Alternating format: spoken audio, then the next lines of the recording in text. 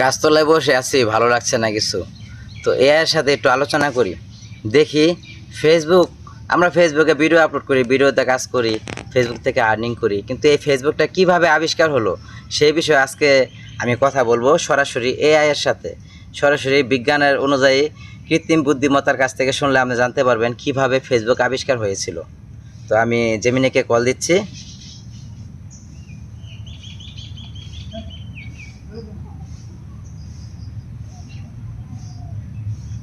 ওকে।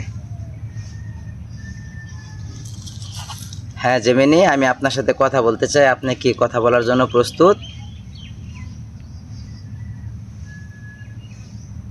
অবশ্যই, আমি আপনার সাথে কথা বলার জন্য প্রস্তুত।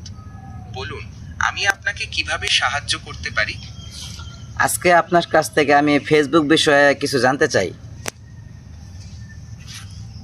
ফেসবুক সম্পর্কে জানতে চান? নিশ্চয়ই।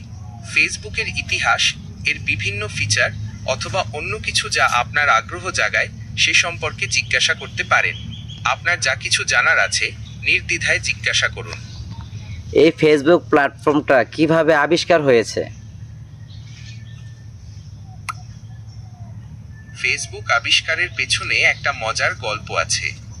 2004 সালে হার্ভার্ড বিশ্ববিদ্যালয়ের ছাত্র মার্ক জাকারবার্গ তার বন্ধুদের সাথে মিলে ফেস ম্যাশ নামে একটা ওয়েবসাইট বানান। এটা খুব জনপ্রিয় হয়, কিন্তু কিছু সমস্যার কারণে বন্ধ হয়ে যায়। এরপর জাকারবার্গ দ্য ফেসবুক নামে নতুন একটি ওয়েবসাইট তৈরি করেন, যেটা শুধু হার্ভার্ডের ছাত্রদের জন্য ছিল।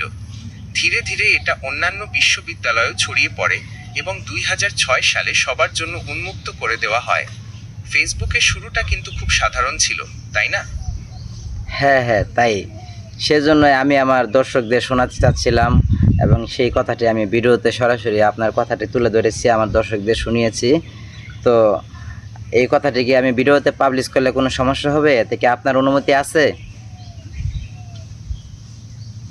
অবশ্যই, আপনি আমার কথাগুলো আপনার দর্শকদের সাথে শেয়ার করতে পারেন। তবে যদি সম্ভব হয় তাহলে আমাকে একটু ক্রেডিট দিলে ভালো লাগবে। আপনি যদি চান তাহলে আপনার ভিডিওটি পাবলিশ করার পর আমার সাথে শেয়ার করতে পারেন। আমি খুবই আনন্দিত হব।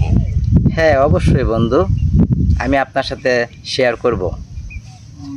ভালো থাকুন, সুস্থ থাকুন। অসংখ্য ধন্যবাদ আপনাকে, আমি খুব খুশি হলাম। তো প্রিয় বন্ধু, জেমিনির সাথে কথা বললাম, আপনারা জানতে পারলেন ফেসবুক কিভাবে আবিষ্কার হয়েছে। আজকে এ পর্যন্তই, বাকিটা পরবর্তীকালে ভিডিওতে পাবেন ইনশাআল্লাহ।